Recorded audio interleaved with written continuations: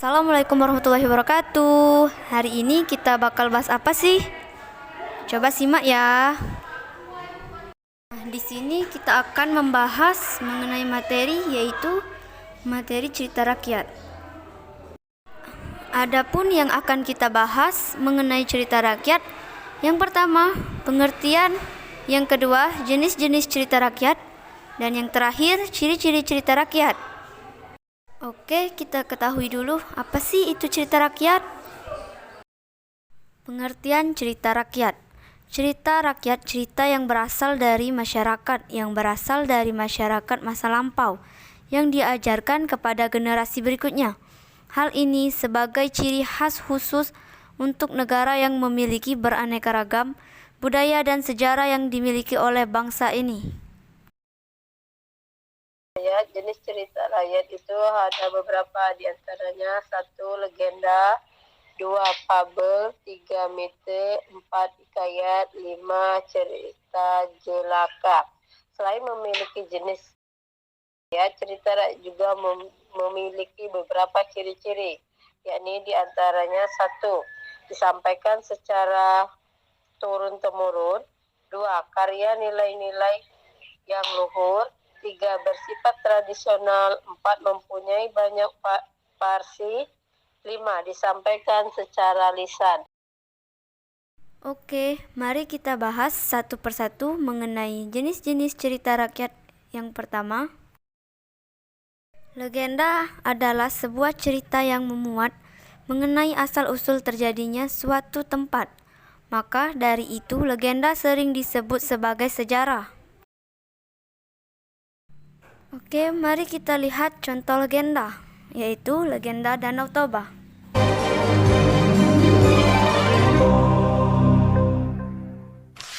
Asal mula Danau Toba. Di sebuah lembah daerah Sumatera, hiduplah seorang petani bernama Toba. Dia seorang petani yang sangat rajin. Namun sayang, hasil kebunnya tidak berhasil dan dia kelaparan.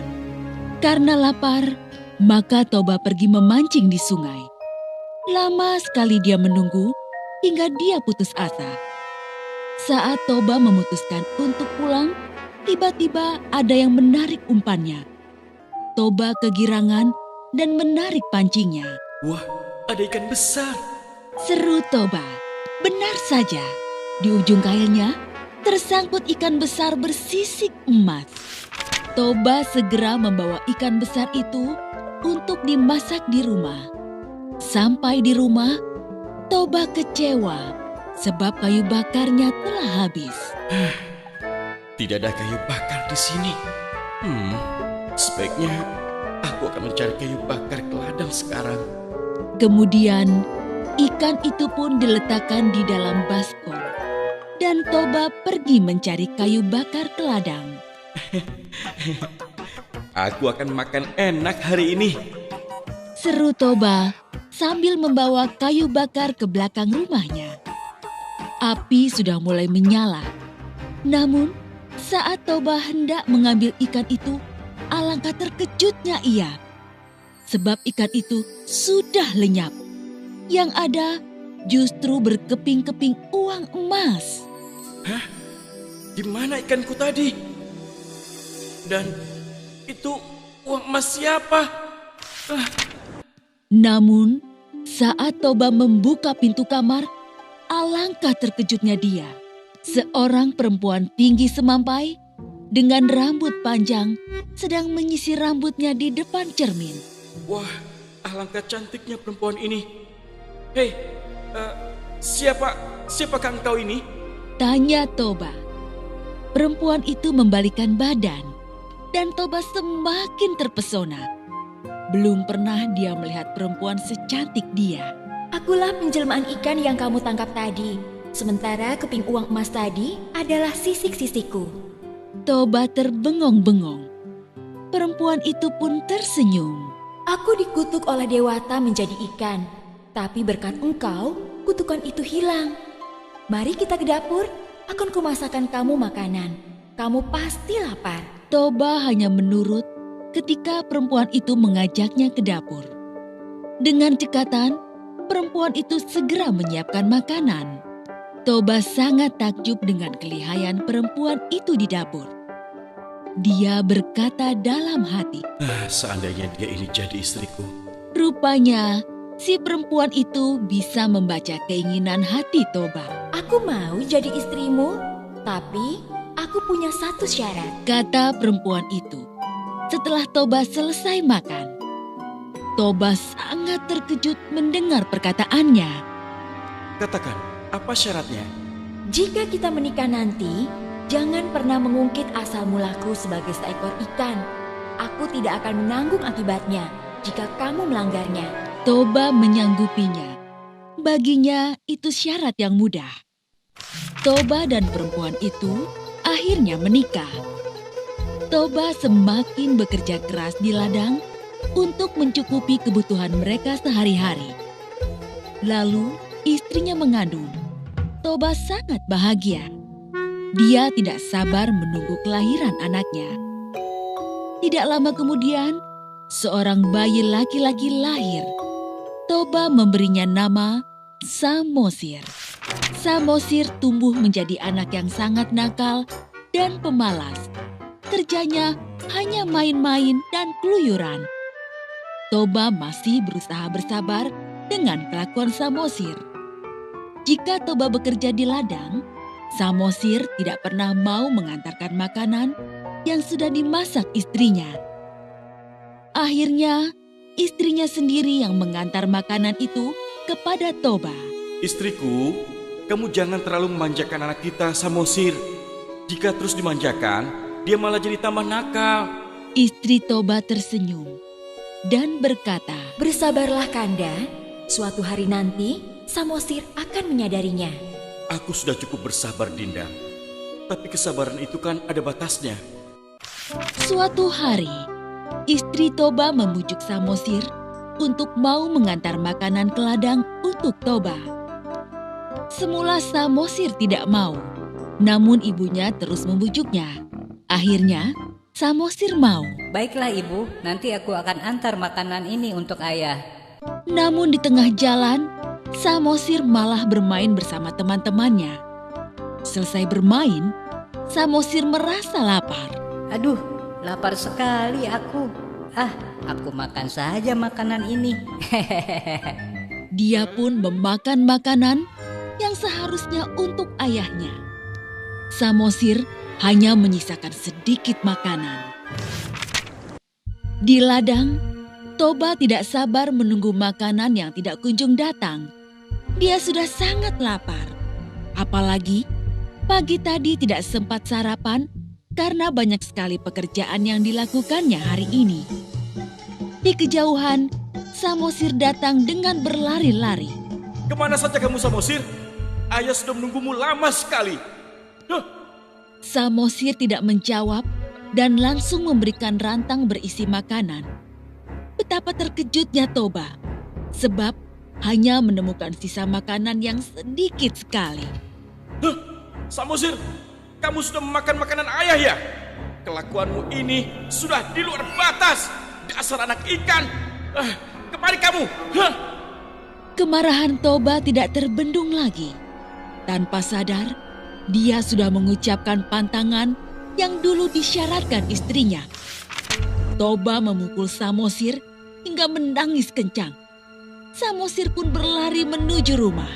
Ibu.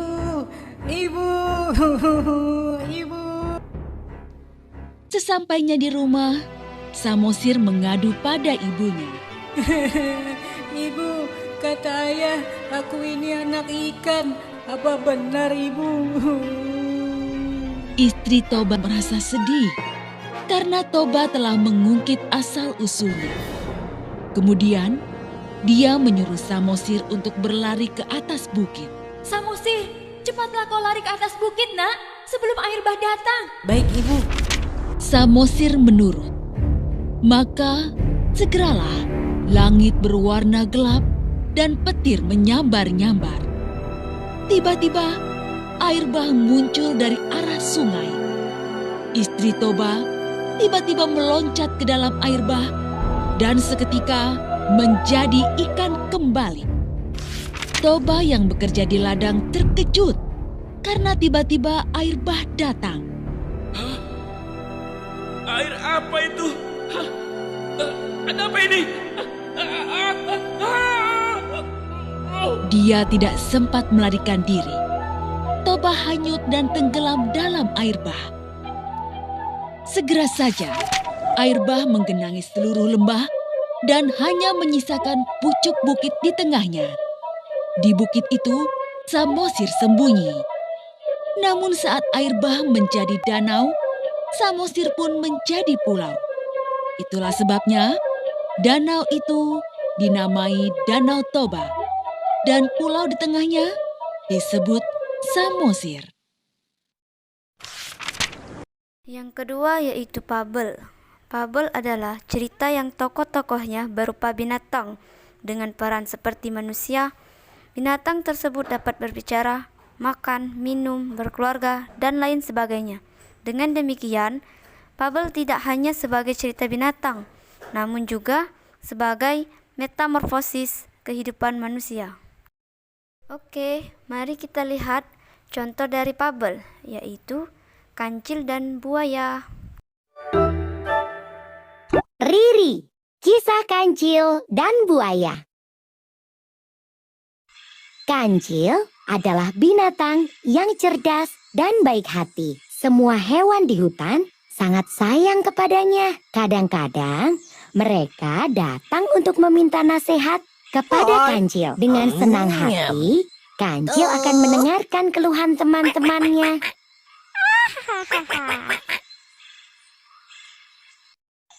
Pada suatu hari, Kancil sedang berjalan-jalan menikmati udara yang sejuk. Tiba-tiba saja, ia mendengar suara anak-anak ayam yang sedang ketakutan. Kancil segera mencari asal suara itu.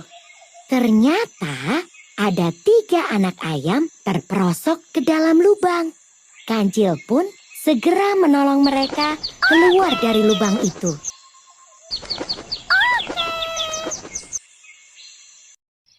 Setelah menolong anak-anak ayam, Kancil segera melanjutkan perjalanannya. Tak terasa, hari sudah begitu siang. Dan perutnya sudah mulai terasa lapar. Kancil menengok ke kanan dan ke kiri untuk mencari makanan. Tidak lama kemudian, ia pun menemukan dedaunan yang begitu lezat. Setelah perut terasa kenyang, Kancil kembali meneruskan perjalanan. Semakin lama, matahari semakin terik membakar kulitnya. Kancil pun memutuskan untuk beristirahat di tepi sebuah sungai. Saat sedang minum, Kancil melihat ke seberang sungai yang dipenuhi dengan buah-buahan segar. Kancil begitu tergoda dengan banyaknya buah-buahan itu. Pasti rasanya sangat lezat.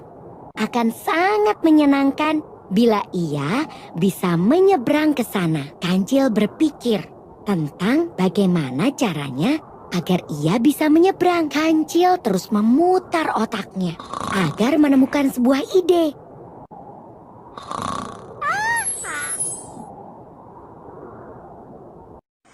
Aha! Kancil memperoleh satu ide yang hebat. Tanpa berpikir panjang, ia menghampiri buaya yang sedang tertidur. Ia membangunkan sang buaya dan berkata, "Hai buaya, berapakah jumlahmu? Berjajarlah bersama teman-temanmu hingga ke tepi sungai, agar aku bisa menghitung kalian. Ini adalah perintah raja. Baginda raja ingin memberikan hadiah kepada kalian semua."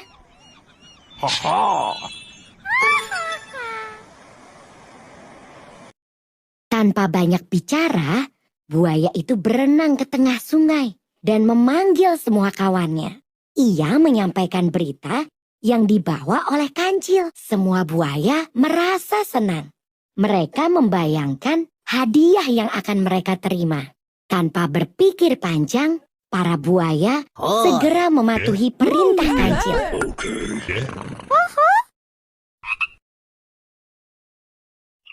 Semua buaya berjejer dengan rapi hingga ke seberang sungai. Jumlah mereka sangat pas untuk membentuk sebuah jembatan. Dengan riang, Kancil pun mulai melompati para buaya satu persatu sambil berhitung. Saat sampai pada buaya terakhir, Kancil segera melompat dan berlari.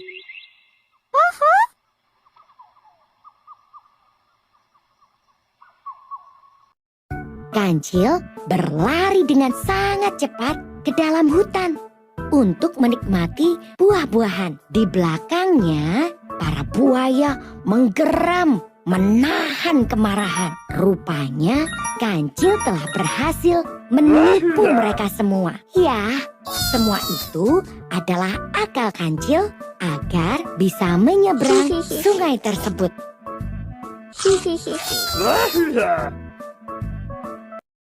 Nasihat dari cerita ini adalah, Kancil memang binatang yang cerdik dan banyak akal. Kita boleh saja menjadi anak cerdik seperti Kancil, tapi gunakan kecerdikan untuk hal-hal yang baik ya. Yang ketiga adalah mite. Mite merupakan cerita yang berasal dari rakyat di sebuah daerah. Biasanya, mite menceritakan tentang tokoh gaib, seperti dewa, peri, atau bahkan hantu. Mari kita lihat contoh mite, yaitu Nyi Roro Kidul.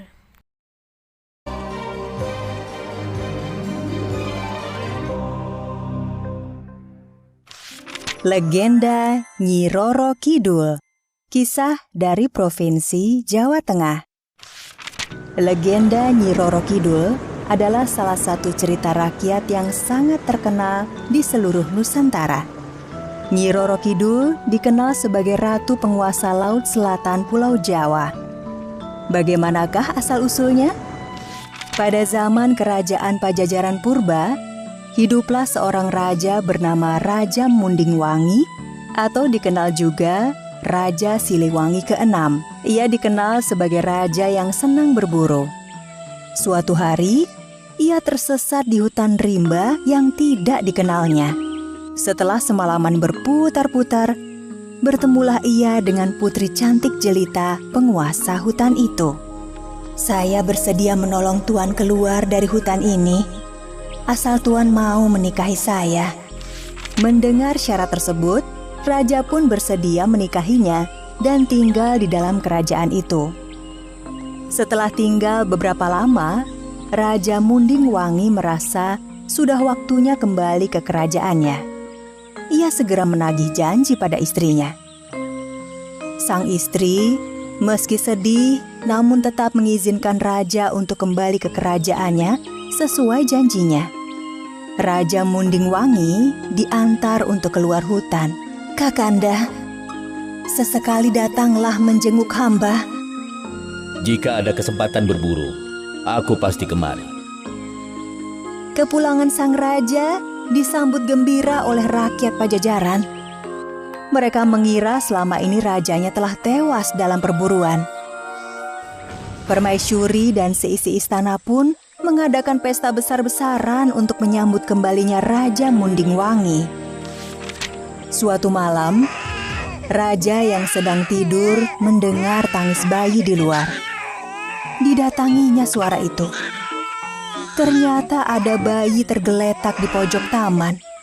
Ketika raja hendak menggendongnya, tiba-tiba muncul wanita cantik yang sangat dikenalnya. Tidak salah lagi, dia adalah istrinya yang tinggal di hutan, Kakanda Mundingwangi. "Bayi ini anak kita. Dia kuserahkan padamu untuk dibesarkan di kalangan manusia. Sesungguhnya aku ini dari kalangan siluman." Setelah menyerahkan bayi itu, sang putri menghilang. Raja Mundingwangi pun tercengang kebingungan. Namun, segera ia melaksanakan amanah itu. Bayi itu dibesarkan di istana dan diberi nama Putri Kadita. Putri Kadita tumbuh menjadi gadis yang sangat cantik dan baik hati.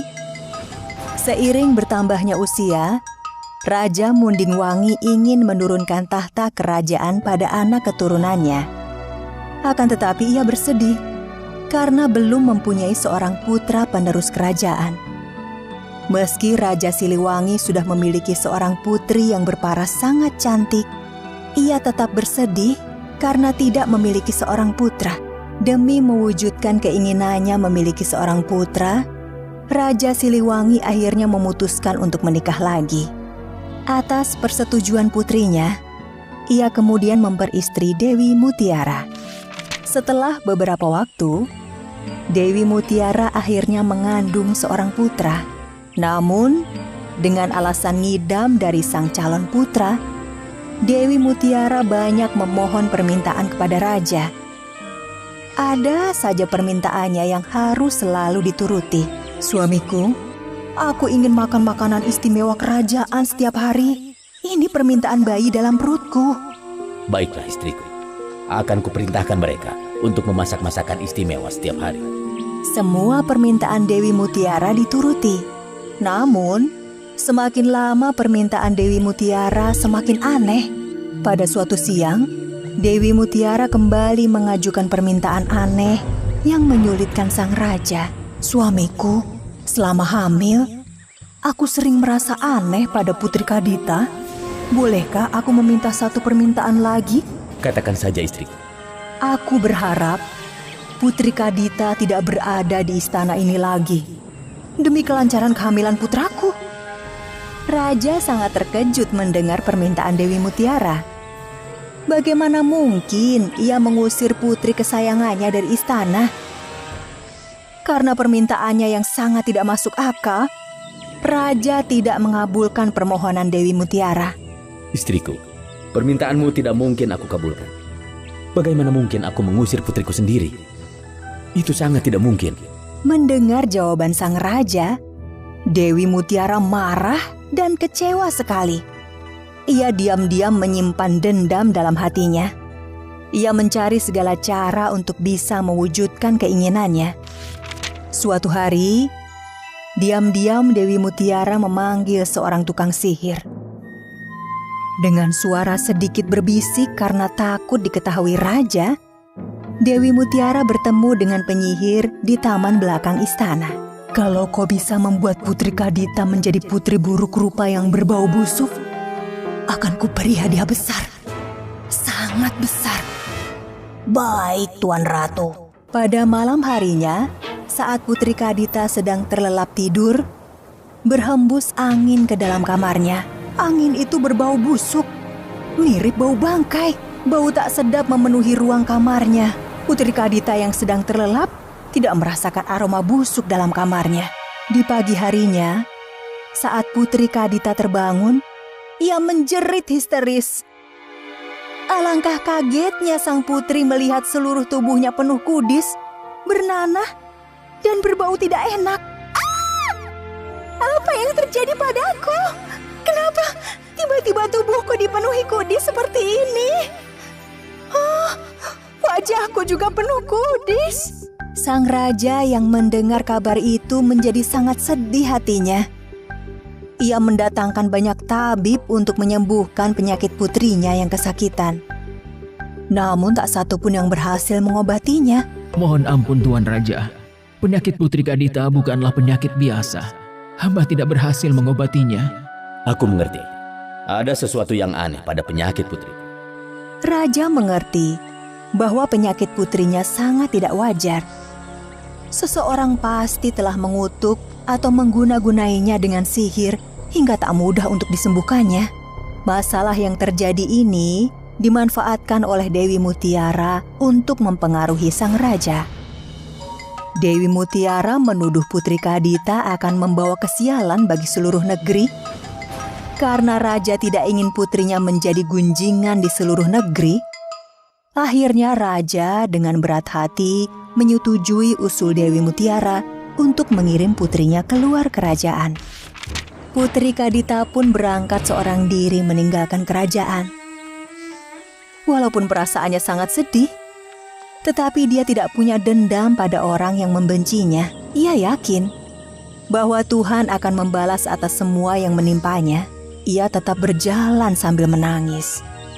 Siang dan malam, Putri Kadita berjalan menyusuri hutan, hingga akhirnya ia tiba di Gunung Kombang.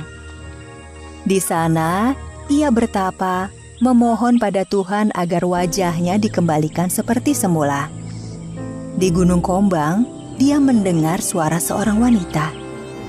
"Anakku, Putri Kadita, berangkatlah menuju selatan. Masuklah ke laut dan bersatulah dengannya." "Siapakah engkau, wahai pemilik suara?" "Aku adalah ibumu, anakku." "Ibu? Mengapa ibu tidak menampakkan diri?" "Kelak kau akan tahu. Laksanakan perintah ibumu, anakku." "Ibu!" Putri Kadita pun berjalan ke arah selatan seorang diri. Selama 7 hari 7 malam, Putri Kadita berjalan hingga ia tiba di pantai laut selatan. Putri Kadita berdiri memandang luasnya lautan yang penuh ombak. Ketika sedang terdiam, lagi-lagi ia seperti mendengar suara memanggil agar ia menceburkan diri ke dalam lautan. Semakin lama, suara itu semakin kuat terdengar, sehingga membuat Putri Kadita penasaran. "Masuklah ke dalamnya dan bersatulah dengan lautan. Masuklah ke dalamnya dan bersatulah dengan lautan." Dan akhirnya, dia pun mengikuti panggilan tersebut. Dia berjalan terus menuju laut lepas. Ketika tubuhnya tersentuh air, tiba-tiba tubuhnya pulih kembali. Tak ada satupun bekas kudis ataupun kurap. Bahkan, ia tampak lebih cantik dari sebelumnya. Putri Kadita sangat bahagia mendapati wajah dan tubuhnya kembali cantik dan mulus seperti sedia kala. Selain memperoleh kesembuhan dan kesaktian, Putri Kadita memutuskan untuk hidup di laut tersebut. Ia segera menguasai seluruh lautan dan isinya. Dia pun mendirikan kerajaan megah, kokoh, indah, dan berwibawa dengan ribuan pasukan yang senantiasa mendampinginya. Dia kini yang disebut Nyi Roro Kidul, Sang Ratu Laut Selatan Pulau Jawa. Hingga kini, masyarakat yang berkunjung ke pantai selatan dilarang mengenakan pakaian warna hijau. Siapa saja orang yang memakai pakaian berwarna hijau, pasti akan terseret ganasnya ombak pantai laut selatan. Warna hijau diyakini sebagai warna busana kebesaran sang ratu, sehingga hanya dia yang berhak memakainya di tempat itu. Konon, pantai Pelabuhan Ratu merupakan tempat persinggahan Nyi Roro Kidul yang tak jarang menampakkan diri dengan mengendarai kereta kencana dan mengenakan baju hijau. Yang keempat adalah hikayat. Hikayat merupakan salah satu karya sastra lama yang berbentuk prosa yang di dalamnya mengisahkan tentang kehidupan dari keluarga istana, kaum bangsawan, atau orang-orang ternama dengan segala kehebatan, kesaktian, ataupun kepahlawanannya. Mari kita lihat contoh hikayat, yaitu Tanjung Lesung.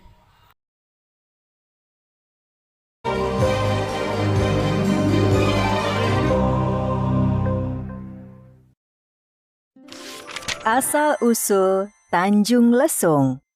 Kisah dari Provinsi Banten. Tanjung Lesung adalah salah satu wisata yang populer di Kota Pandeglang, Provinsi Banten. Kawasan wisata Tanjung Lesung merupakan sebuah daratan berbentuk lesung yang menjorok ke laut dan memiliki luas sekitar 1.500 hektar. Nama Tanjung Lesung sendiri diambil dari Kampung Lesung yang memiliki kisah asal-muasalnya sendiri. Alkisah, dahulu di pesisir laut selatan Pulau Jawa, ada seorang pengembara bernama Raden Budok. Pemuda yang tampan dan gagah perkasa ini senang mengembara kemana saja. Setiap kali pergi mengembara, anjing dan kuda kesayangannya selalu setia menemaninya. Di suatu siang, usai mandi di pantai, Raden Budok beristirahat di bawah pohon ketapang yang rindang. Angin yang berhembus sejuk membuat pemuda itu lekas terlelap. Dalam tidurnya, ia bermimpi mengembara ke utara dan bertemu gadis yang cantik jelita. Gadis tersebut tersenyum dan mengulurkan tangan padanya. Namun, saat Raden Budok hendak menyambut uluran tangan gadis itu, tiba-tiba sebuah ranting kering jatuh mengenai dahinya. Mengganggu saja.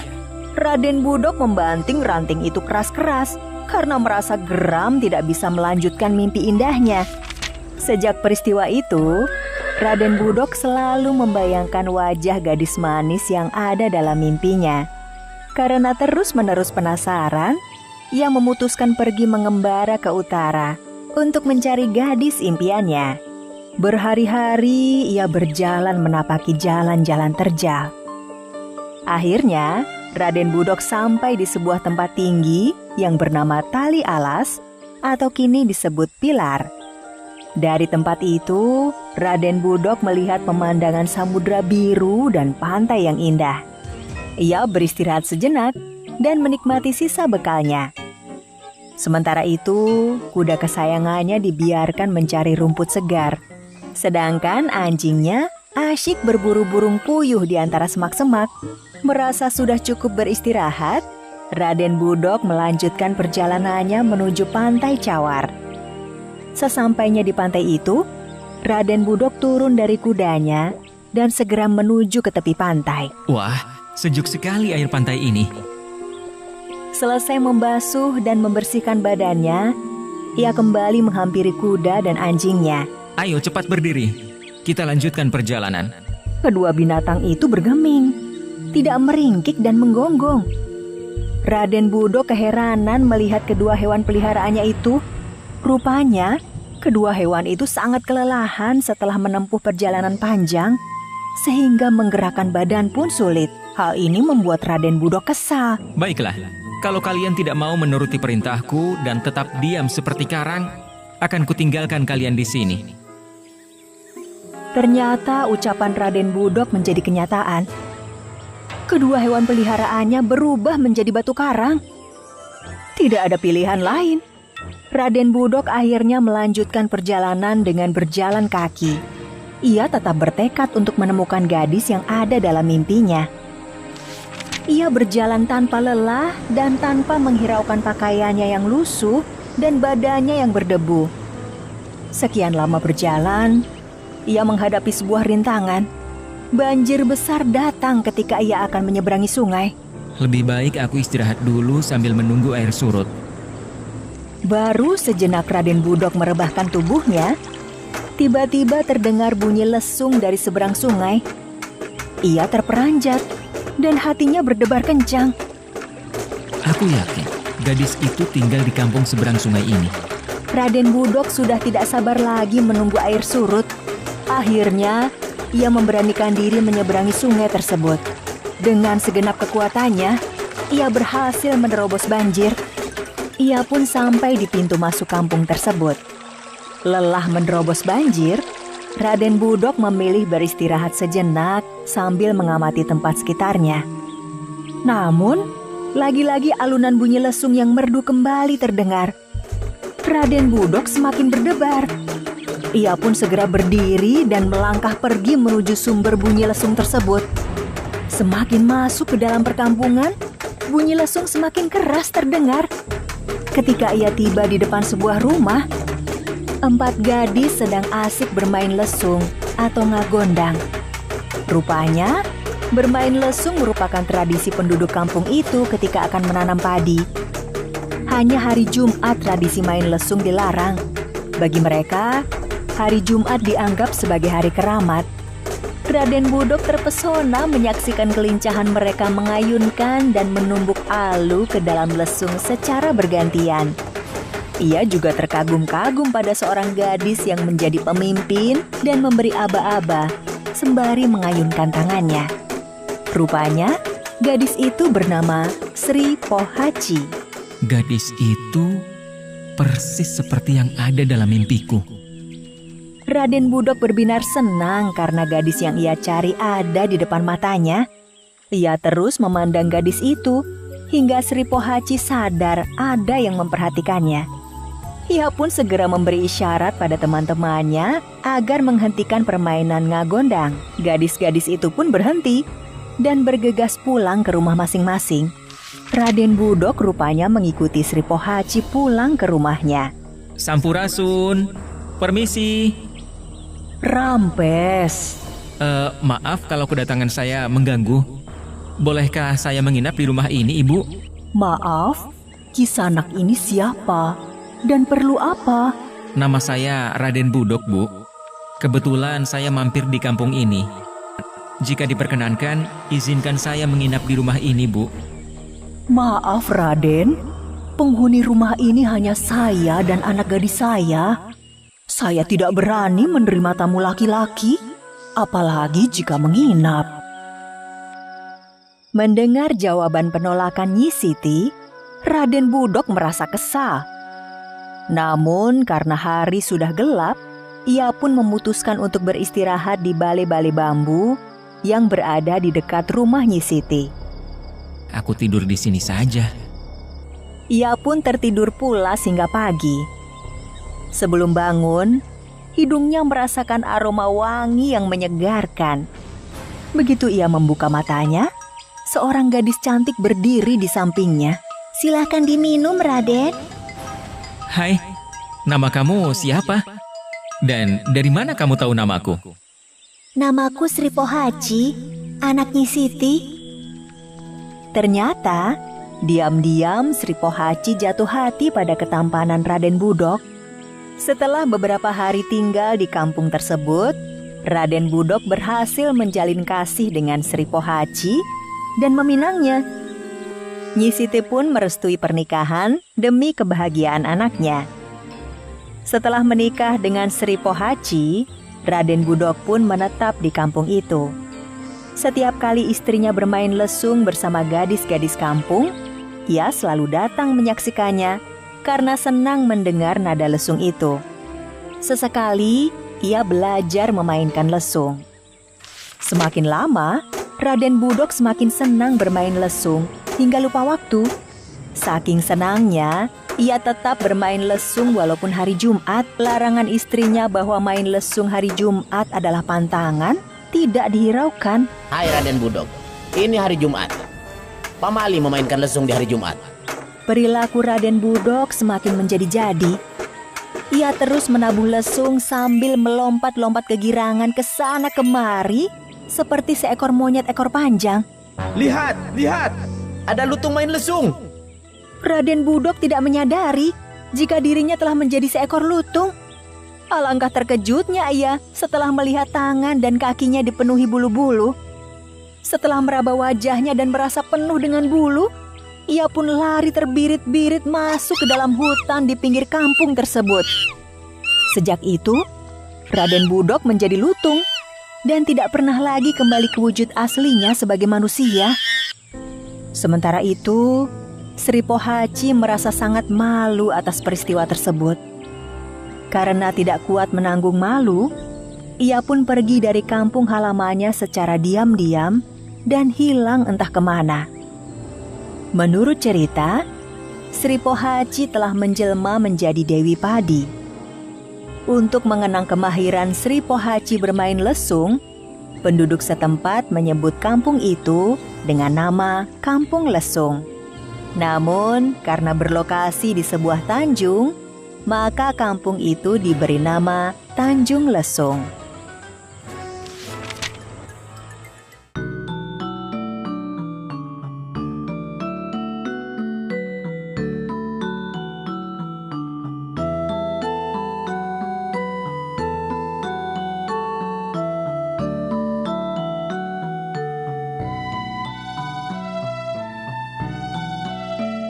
Terakhir adalah cerita jenaka. Cerita jenaka merupakan bagian cerita rakyat yang berunsur jenaka atau lucu yang dapat membangkitkan tawa. Bahan ceritanya didasarkan pada kehidupan masyarakat sehari-hari. Alur ceritanya berpusat pada kelakuan pelaku. Mari kita lihat contoh cerita jenaka, yaitu Si Kabayan.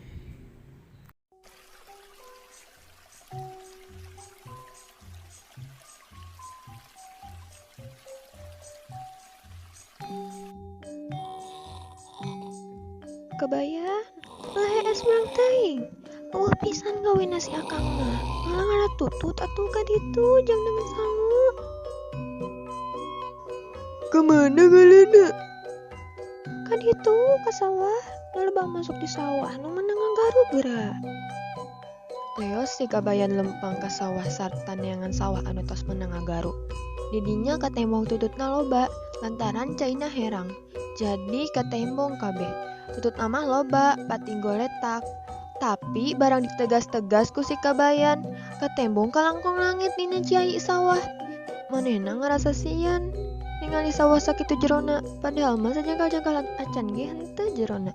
Siga jero soteh kalangkang langit. Cek si Kabayan dina jero pikirna. Itung. Ieu sawah jerona menika bina-bina. Kumaha di alana eta tutut teh?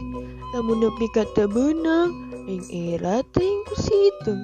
Tapi na eta tutut teh sok dialaan ku jalma. Dek, dilegetan bae ku aing. Geus kitu mah si Kabayan reos ngalaleget. Barang geus menang dibelitkeun kana nyere, dijejeran ku awi panjang.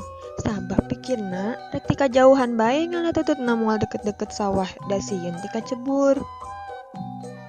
Si Kabayan ngadekul, ngalegetan tutut meh sapoe jeput. Tapi teu aya bebenanganana, ngan ukur 1, 2 bae. Kitu oge lain benang ku leget. Benang sate lantaran ku kabeneran bae. Tutut keur calangap talapakna, katapelan ku leget. Tuluy nyokop jadi benang. Lamun teu kitu mah luput moal bebenangan pisan. Sabab ari di jero cai mah eta leget teh teu daekeun apel. Komo deui tutut mah da aya leuleran.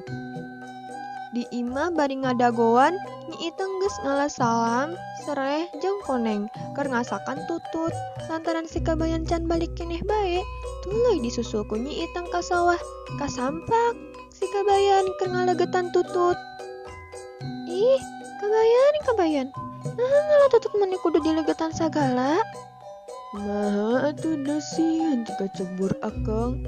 Leuleut tuh tingali ku maneh. Mani sakitu jerona. Tapi kakak tembong langit. Nyi Itang bari keheuleuh si Kabayan teh langsung disuntrungkan ka gebrus acrut ka sawah.